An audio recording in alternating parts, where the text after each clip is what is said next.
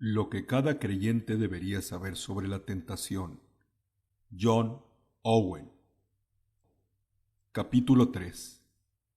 ¿Por qué debemos tomar tan en serio la tentación? Ya hemos puesto los fundamentos. Ahora llega el gran propósito de este estudio. Es el gran deber de cada creyente hacer todos los esfuerzos usando los medios que Cristo nos ha dado para no caer en tentación. Pero, ¿por qué es tan importante este deber? Vamos a pensar la respuesta que la Biblia nos da. Estas son 4 razones bíblicas del por qué debemos tomar tan seriamente este deber. La primera razón es que el Señor Jesucristo nos dio una pauta para la oración diaria. En este patrón, una de las peticiones es: no nos metas en tentación, mas líbranos del mal. Esta petición puede ser parafraseada como: trata con nosotros de tal manera que seamos librados poderosamente de aquella maldad que nos ocasiona entrar en tentación. Nuestro Salvador bendito sabe cuán peligrosa es la tentación y cuánto necesitamos la ayuda de Dios para guardarnos sin caída. Confiamos en la sabiduría, amor y cuidado de Jesús a favor de su pueblo. Cristo enfatiza este deber y nosotros debemos de tomarlo muy en serio. Él conoce el poder de las tentaciones. Conoce también nuestra vana confianza y nuestra incredulidad y nuestra necedad. La segunda razón es que el Señor Jesucristo prometió una gran recompensa a la iglesia de Filadelfia en Apocalipsis 3:10. Esa recompensa fue la liberación de la prueba que vendría sobre todo el mundo. ¿Desea usted esa bendición? Entonces, tome muy en serio el deber que Cristo ha señalado como un medio para preservarle en medio de dicha prueba. Razón número 3. Cuando consideramos las consecuencias desastrosas que han sido el resultado en los hombres, tanto buenos como malos, que han entrado en tentación, la sabiduría exige que tomemos ese deber muy seriamente. Estas consecuencias desastrosas pueden ser ilustradas de la experiencia de 2 clases distintas de personas. Primero, las personas que parecen ser, pero que no son creyentes genuinos. Estas personas son descritas por el Señor Jesucristo en la parábola del sembrador como los que reciben la palabra con gozo, pero estos no tienen raíces, creen por algún tiempo y en el tiempo de la prueba se apartan. En cada época hay personas como estas. Ellos parecen tener un buen comienzo en la vida cristiana, pero tarde o temprano caen en el tiempo de la tentación y abandonan su profesión de fe en Cristo. Estas personas también son descritas por el Señor Jesucristo como un hombre insensato que edificó su casa sobre la arena. ¿Qué le sucede a este tipo de casas? Proporcionan abrigo a estas personas por un tiempo, pero cuando viene la prueba de los días de tormenta, la casa caerá y grande será su ruina. Vemos el caso de Judas, quien siguió al Señor Jesucristo por 3 años. Nadie, salvo Jesús, podía ver la diferencia entre Judas y los demás discípulos. Tan pronto como Judas entró en la tentación, cayó y nunca fue restaurado. Demas se identificó a sí mismo con el apóstol Pablo, hasta que el mundo le venció y entonces desamparó a Pablo. Para tal tipo de personas, es decir, creyentes falsos, entrar en tentación resulta en su apostasía.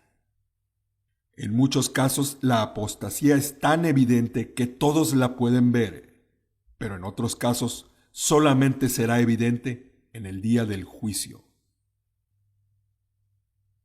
El segundo tipo de personas son quienes son verdaderos creyentes. La Biblia da muchas ilustraciones de las consecuencias desastrosas de creyentes genuinos que entraron en tentación. Vamos a limitarnos a algunos pocos ejemplos. Primero, Adán fue creado en la imagen de Dios, con una naturaleza santa y por lo tanto no estaba sujeto a los deseos pecaminosos de una naturaleza caída. Y aún él tan pronto como entró en la tentación, fue vencido por ella, quedó perdido y arruinado, y toda la raza humana juntamente con él. Si un hombre en condiciones tan favorables como Adán puede caer tan fácilmente, ¿qué esperanza hay para el resto de la humanidad? Nosotros tenemos que contender no solo con el diablo como Adán lo hizo, sino además con un mundo bajo la maldición divina y con todos los deseos pecaminosos de una naturaleza caída. El segundo ejemplo es Abraham. El padre de los fieles entró 2 veces en la misma tentación. Temores por la inseguridad de su esposa le tentaron a mentir. 2 veces la misma tentación le venció. Dios fue deshonrado y sin duda Abraham experimentó tristeza y remordimiento. El tercer ejemplo es David, el varón de quien Dios dio testimonio diciendo que era conforme a mi corazón. Entró en la tentación de codiciar a la esposa de su prójimo. Cayó en los pecados del adulterio y maquinaciones pecaminosas que involucraron a otras personas en su pecado. Aún hizo un plan que condujo al homicidio de un hombre bueno. El cuarto ejemplo serían muchos otros, las tentaciones y caídas de muchos otros como Noé, Lot, Ezequías y Pedro son recordadas para nuestra instrucción. Ellos nos dan una evidencia dolorosa de qué tan fácilmente los creyentes pueden caer en graves pecados, como resultado de entrar en la tentación. A la luz de cada una de estas ilustraciones, nosotros haremos bien en orar de la siguiente manera. Oh Señor, si tales creyentes tan destacados y fuertes pudieron caer tan miserablemente en el día en que entraron en tentación, entonces, ¿cómo puedo yo estar firme en tal día? Oh Señor, guárdame para que no entre en tal tentación. Dios nos ha dado muchas advertencias y muchos ejemplos de otros que han caído en pecado cuando fueron tentados. Y a pesar de esto, hoy en día muchos creyentes van sin ningún temor corriendo hacia el camino de la tentación, aunque tienen que pasar por encima de los cuerpos de los muertos y los heridos que cayeron antes en el mismo camino, lo hacen sin siquiera temblar. Esa es una extrema tontería. Ahora bien, la cuarta razón bíblica es, si consideramos nuestra propia debilidad, encontraremos bastantes razones para tomar muy en serio la necesidad de velar y orar. Nuestra propia debilidad puede ser vista desde 2 perspectivas. Primero, no tenemos ningún poder o fuerza propia para resistir a la hora de la tentación. La parte principal de la debilidad de cada hombre consiste en una vana confianza en su propio esfuerzo. La confianza de Pedro en sí mismo fue, sin lugar a dudas, su mayor debilidad. La mayoría de personas son iguales. Cualquier cosa que pensamos que somos capaces de hacer, nunca la hacemos tal como deberíamos hacerlo. Lo que es peor, los deseos pecaminosos, como un traidor en nuestros corazones, están dispuestos a entregarnos al enemigo. Esta es la razón por la cual nunca debemos halagarnos a nosotros mismos pensando que tenemos fuerza suficiente para estar firmes en la hora de la tentación. Hay concupiscencias secretas que se esconden en nuestros corazones, que tan pronto como se presenta la tentación, se levantan alborotadas, gritan, nos inquietan y nos seducen y no se dan por vencidas en tanto que no sean o muertas o satisfechas. Podemos pensar orgullosamente que hay ciertas cosas que jamás haríamos, pero nos olvidamos que el corazón nunca es el mismo bajo la tentación como lo fue antes de que entráramos en ella. Pedro nunca se imaginó que negaría a su Señor tan pronto como alguien le cuestionara. Cuando la hora de la tentación llegó, todas sus buenas resoluciones fueron olvidadas. Todo su amor por Cristo fue temporalmente sepultado y la tentación se unió con el temor y fue vencido por completo. Confiar en nuestra propia fuerza es un error tan común que sería sabio examinarlo un poco más de cerca. ¿En qué estamos confiando? Primero, en general, estamos confiando en nuestros propios corazones. Muchos incrédulos se engañan a sí mismos creyendo que tienen un corazón bueno. Pero la Biblia dice, el corazón de los impíos es como nada. Es contra el corazón que la tentación pelea. ¿Cómo puede un corazón que no vale nada mantenerse en pie ante una tentación fuerte? Ahora bien, el creyente verdadero que confía en su propio corazón no es mejor que el incrédulo, porque la Biblia dice, el que confía en su propio corazón es necio. Pedro era un creyente verdadero, pero resultó ser un necio cuando confió en su propio corazón. La Biblia también dice, engañoso es el corazón más que todas las cosas. ¿Acaso nos atrevemos a confiar en aquello que es engañoso más que todas las cosas? En segundo lugar, y más específicamente, estamos confiando en nuestro corazón, pensando que tenemos una motivación suficientemente fuerte como para no ser vencidos por la tentación. ¿Pueden ser realmente suficientes estos motivos para no entrar en la tentación? Pensemos en unos pocos ejemplos. Primer ejemplo, amor al prestigio y al honor, la reputación y la estima que un hombre ha ganado a través de años de un testimonio y una vida cristiana fiel son importantes. Algunas personas piensan que esto es un motivo suficientemente poderoso para mantenerse firmes en la hora de la tentación. Estas personas piensan que preferirían morir 1000 muertes antes que sacrificar la reputación que han ganado en la iglesia de Dios. Sin embargo, esto no es un motivo suficientemente fuerte para guardar a una persona de caer en el pecado. Esto no pudo guardar a Judas, a Himeneo ni a Fileto, tampoco guardará a ningún otro de caer en la hora de la tentación. En segundo lugar, el temor a la vergüenza, la pérdida o el reproche.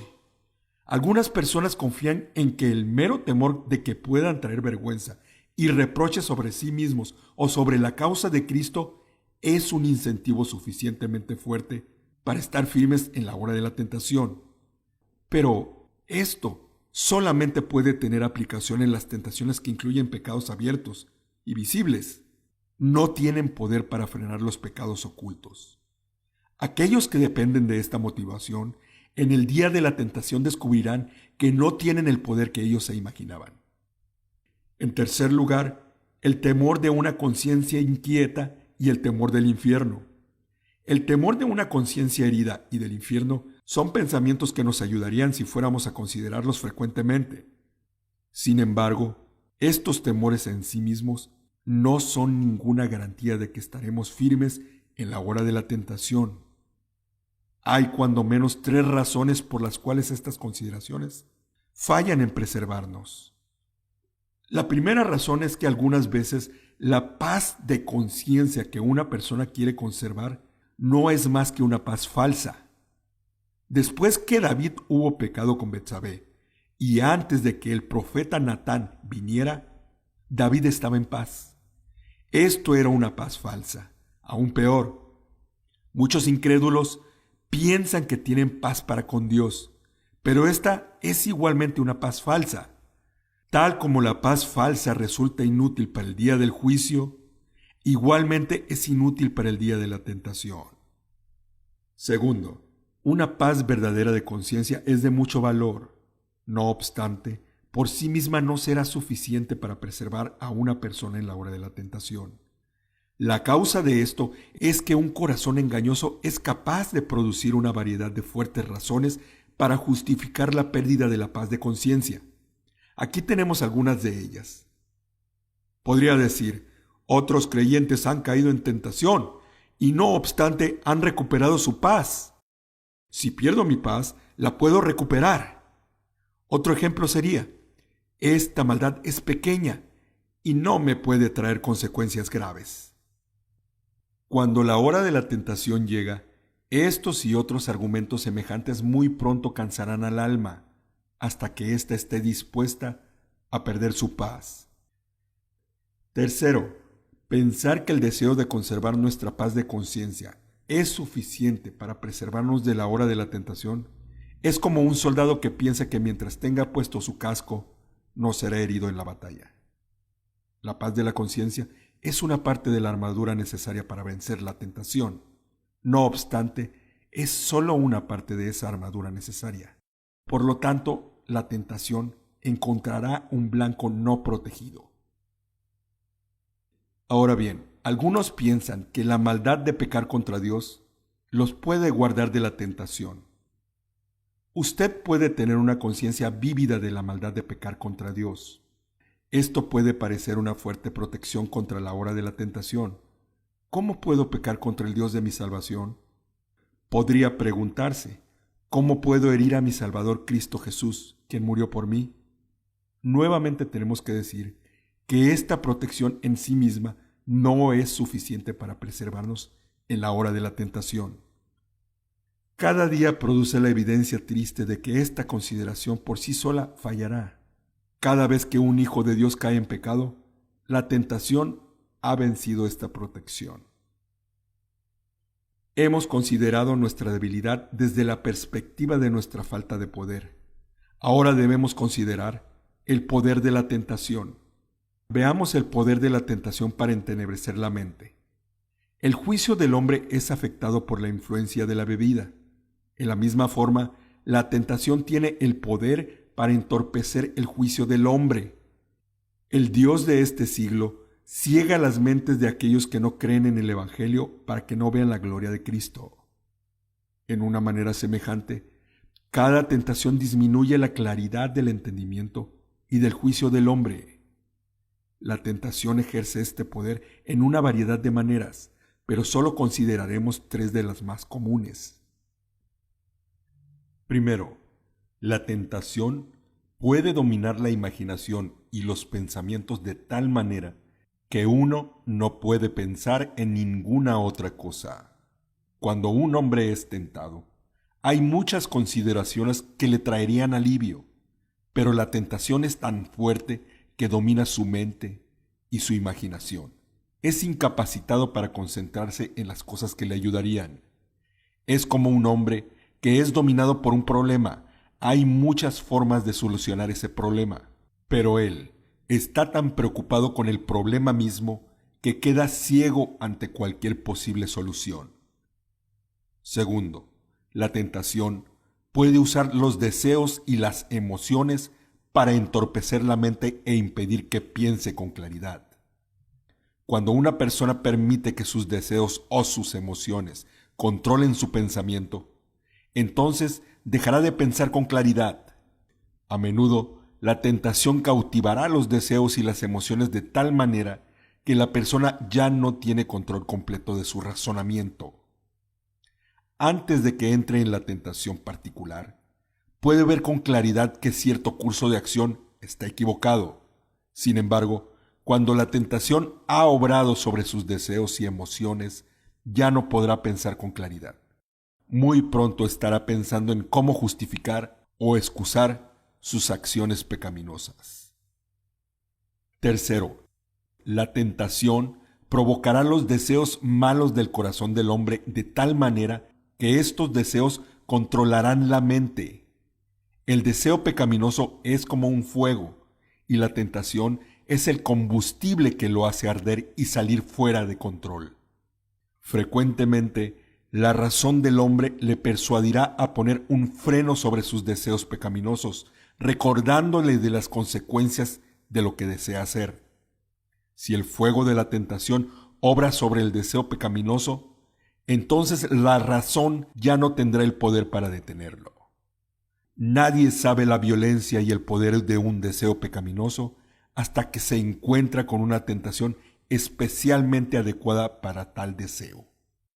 Aún los mejores de los hombres pueden ser sorprendidos y abrumados por el poder de un deseo pecaminoso cuando éste se encuentra con una tentación idónea.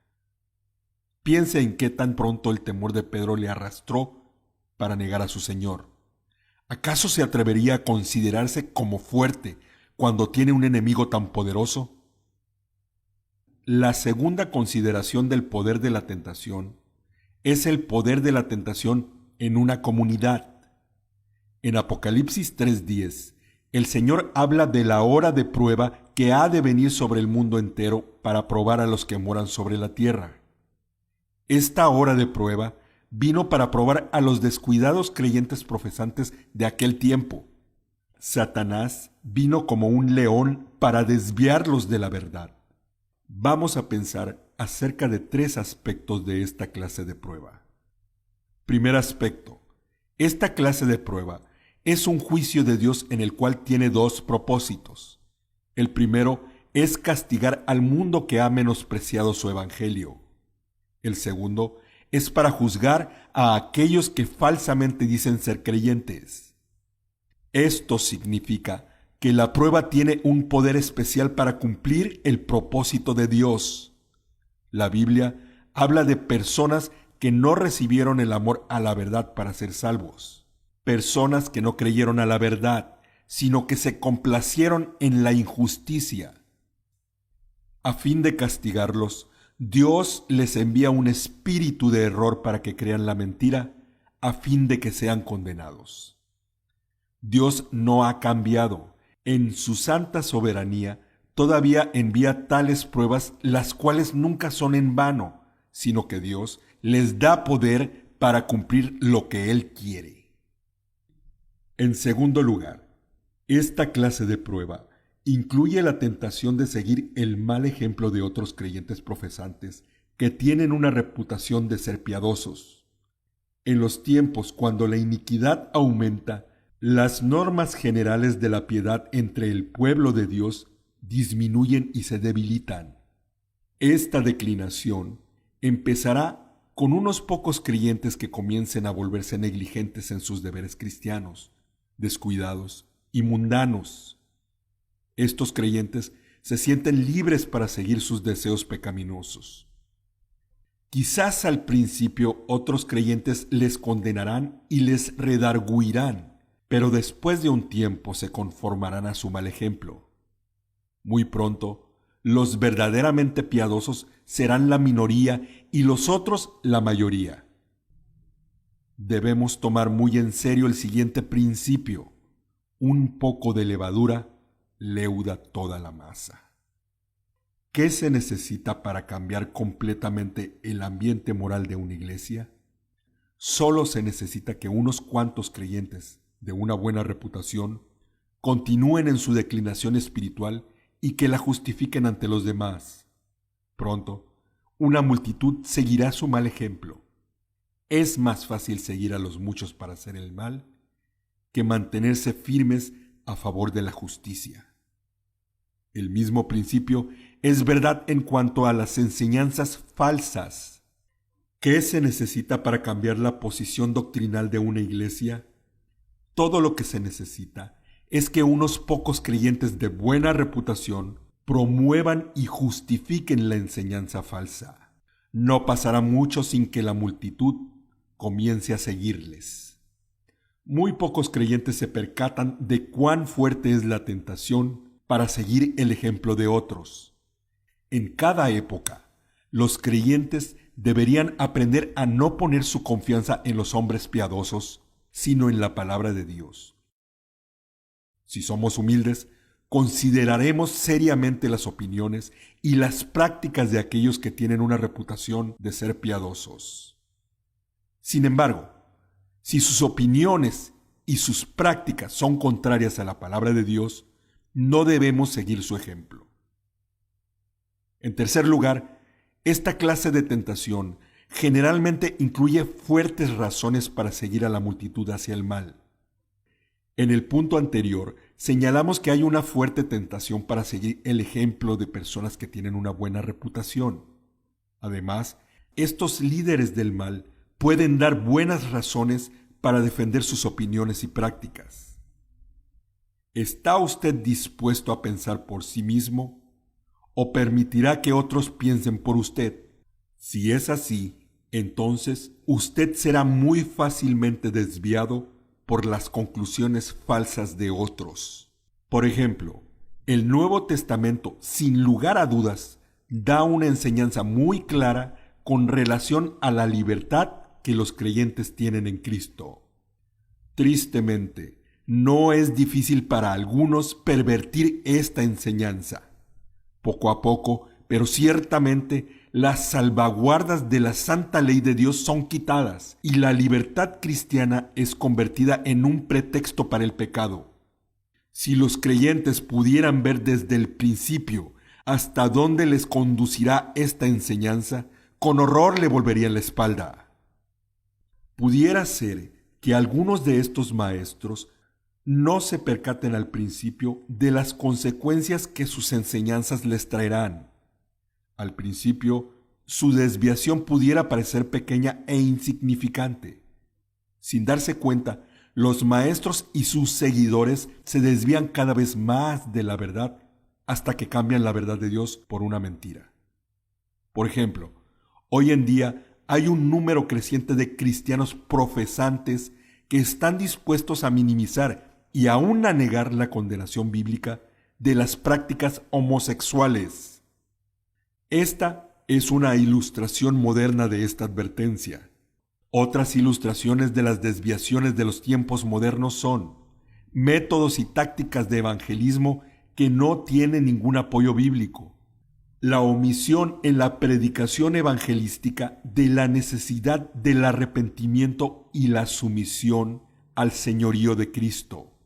La disminución de las normas bíblicas para la membresía de la iglesia y el descuido de la disciplina.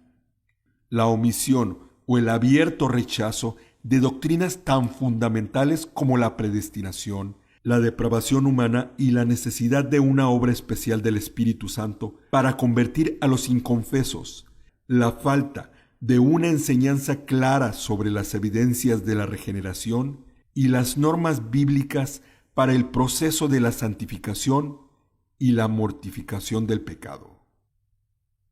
Estamos viendo el poder de la tentación y, en tercer lugar, el poder de la tentación personal.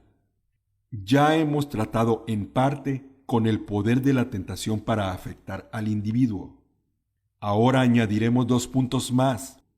Primero, ¿por qué es tan fuerte la hora de la tentación? Hay 2 poderes que obran cuando somos tentados. Uno es el poder de la tentación desde afuera de nosotros y el otro es el deseo pecaminoso del corazón. En la hora de la tentación, estos 2 poderes se juntan y toman poder el uno del otro. A causa de la tentación, nuestro deseo pecaminoso crece más fuerte, y puesto que nuestro deseo pecaminoso ha crecido más fuerte, el poder de la tentación sobre nosotros crece aún más fuerte.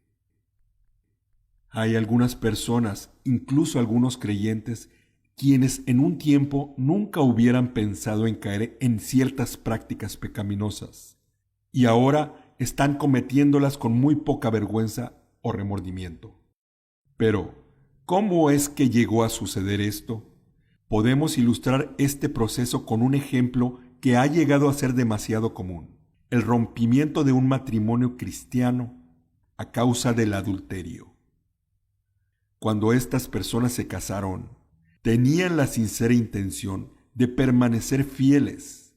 No obstante, por todas partes vemos el adulterio, aun en los que dicen ser creyentes. ¿Cómo sucede esto? La respuesta se encuentra en este principio. El poder de la tentación da fuerzas al deseo pecaminoso para el adulterio.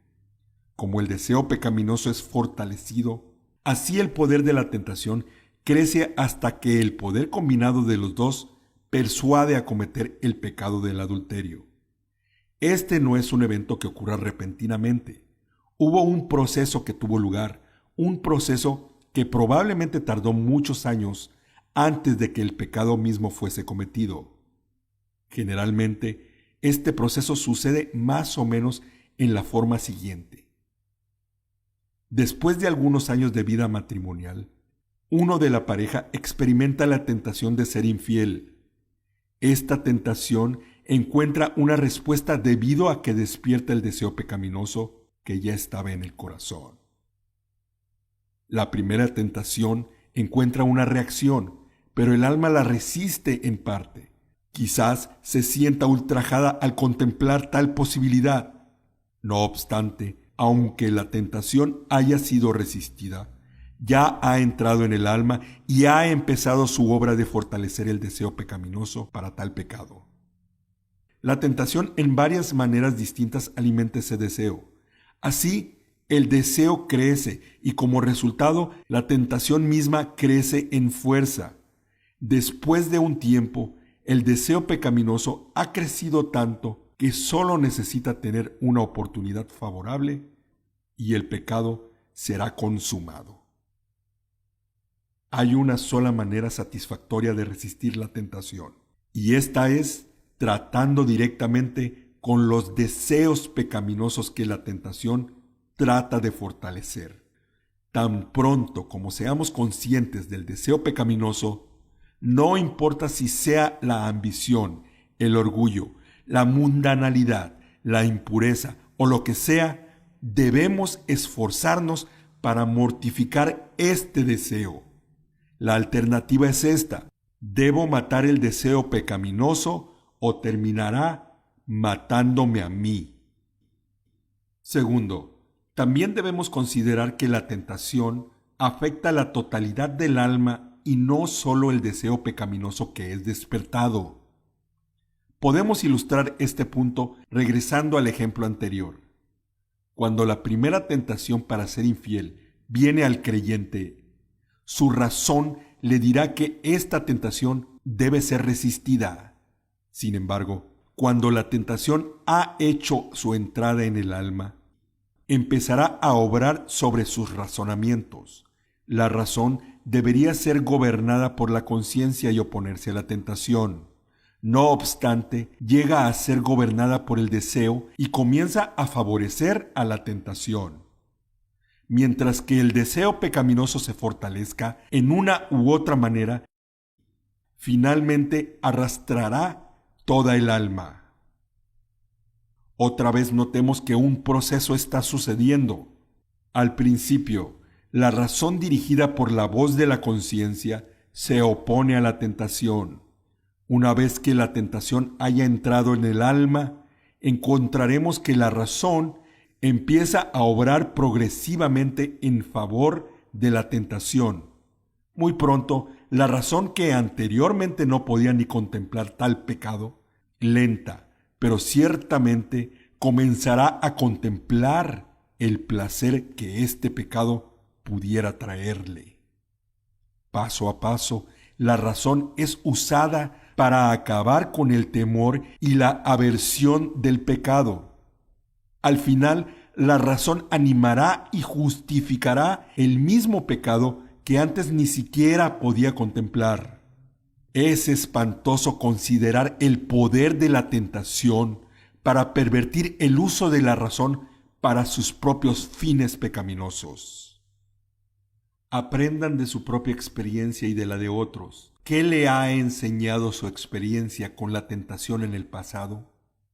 ¿No le enseña que la tentación ha contaminado su conciencia, que ha echado a perder su paz, que ha debilitado su obediencia y le ha escondido el rostro de Dios? Quizás la tentación ha fallado en persuadirle a ceder ante algún deseo pecaminoso, pero aún así no ha dejado su sucia huella sobre su alma, provocando mucho conflicto. Todos admitimos que es raro que salgamos de una tentación sin ninguna pérdida espiritual. Si así es su experiencia, ¿cómo puede volver a permitir que sea atrapado nuevamente por la tentación? Si usted está pasando por un tiempo libre de tentaciones, tenga mucho cuidado de no entrar otra vez en ella, o quizás algo peor le sucederá. La meta de Satanás al tentar a los hombres siempre es la misma. En cada tentación, su meta final es la de deshonrar a Dios y también arruinar su alma. ¿Se atreverá a tratar a la ligera o a jugar con la tentación cuando usted conoce cuál es el propósito de ella? ¿Realmente cree que la tentación intenta hacer tanto a Dios como a usted? Entonces, la gratitud hacia Dios exige que usted use los medios que Él ha designado para frustrar las metas de Satanás en la tentación. Pero, ¿es necesario tanto esfuerzo? Hemos dado muchas razones de por qué los creyentes deberían esforzarse para evitar la tentación. Debería estar claro que todo esto es nuestro deber cristiano. No obstante, algunas personas todavía levantarán objeciones las cuales pudieran debilitar nuestra determinación para resistir. La primera objeción sería: se nos manda a tener por sumo gozo cuando caigamos en diversas tentaciones, según Santiago 1:2. Entonces, ¿por qué deberíamos hacer un esfuerzo para evitar la tentación? Hay dos respuestas a esta pregunta. La primera es que Santiago no está sugiriendo que nos gocemos de las tentaciones mismas en las cuales llegamos a caer. Tampoco está sugiriendo que haya algo malo en esforzarnos para evitar la tentación.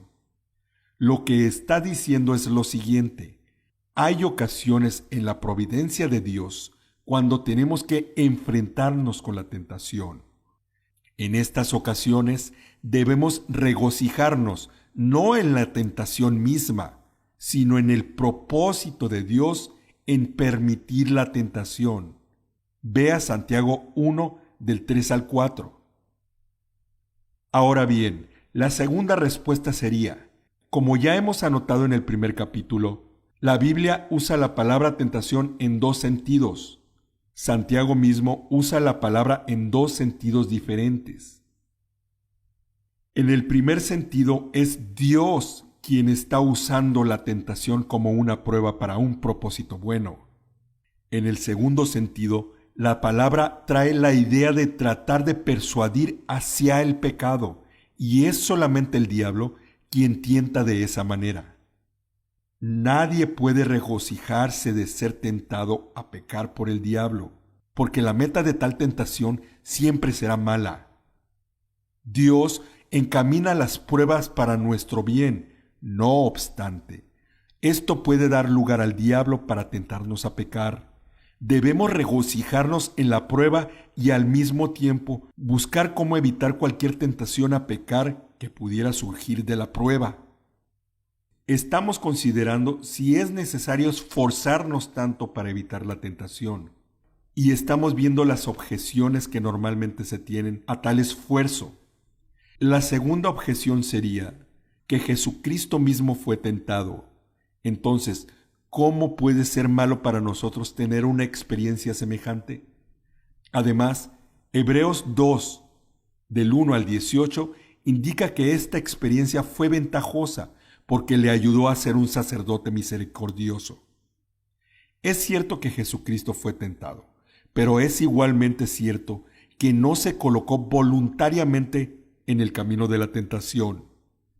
Cristo dijo que hacer tal cosa era tentar al Señor tu Dios. Cristo sufrió la tentación, pero nunca conoció el pecado, nunca pecó. Cuando el príncipe de este mundo se acercó a Cristo, no encontró nada en él. Es muy diferente el caso de cada uno de nosotros. El diablo sí tiene algo que encontrar en nosotros, un aliado en nuestros deseos pecaminosos. Nosotros nunca salimos de la tentación como Cristo lo hizo, puro y sin contaminación. Nos es imposible escapar completamente de la tentación, pero debemos hacer todo lo que podamos para no ser atrapados ni contaminados por ella. Una tercera objeción sería: Dios ha hecho promesas de que nos guardará en la tentación. Entonces, ¿por qué deberíamos esforzarnos para no entrar en la tentación? Dios nos ha dado promesas preciosas que son para animarnos en nuestra lucha contra la tentación. Apelar a ciertas promesas como un pretexto para no pelear contra la tentación es abusar de las promesas de Dios. Note que la promesa de 1 Corintios 10:13 viene después de un claro mandamiento: el que piensa estar firme, mire que no caiga. Si somos obstinados o si descuidamos nuestro deber y así entramos en la tentación, entonces la promesa no es para nosotros. La promesa es hecha a aquellos que entran en tentación a pesar de todos sus esfuerzos para evitarlo. Esta no es una promesa indiscriminada para aquellos que voluntariamente entran en tentación. En una de las tentaciones que el diablo dirigió al Señor Jesucristo, trató de atraparlo torciendo las Escrituras y omitiendo la frase «en todos tus caminos». Vea Salmos 91:11 y compárelo con Mateo 4 del 6 al 7. Esta frase es importante. Jesús no fue engañado porque sabía que la promesa de liberación era para aquellos que andan en los caminos de Dios. También sabía que escuchar al diablo no era uno de los caminos de Dios. Si vamos voluntariamente en el camino de la tentación, estamos dejando los caminos de Dios. Las promesas de Dios son para aquellos que están en sus caminos y no para aquellos que los dejan.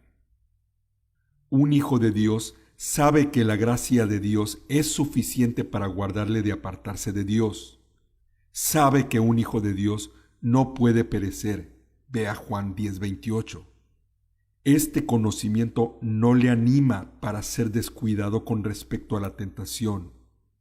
Un creyente temblará ante el deshonor a Dios, el escándalo al Evangelio y las tinieblas espirituales que llenarán su alma si fuera a caer en pecado. En contraste, cualquiera que evita la tentación, simplemente motivado por las ganas de ser libre del infierno, está en más peligro de ir al infierno de lo que se da cuenta. Entrar en tentación simplemente porque usted considera que no le condenará es igual a perseverar en pecado para que la gracia crezca, como vemos en Romanos 6 del 1 al 2. Imagínese al dueño de un barco que acaba de comprar una carga de mercancías preciosas que le costaron mucho.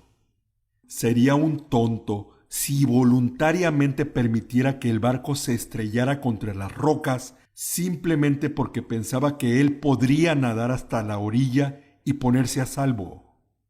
Como creyentes, tenemos bendiciones más grandes que cualquier costosa mercancía.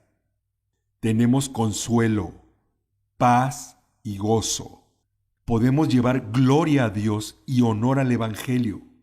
Sería la locura más grande para nosotros arriesgar la pérdida de todo esto, simplemente porque creemos que nuestra alma al final será salvada. Amén.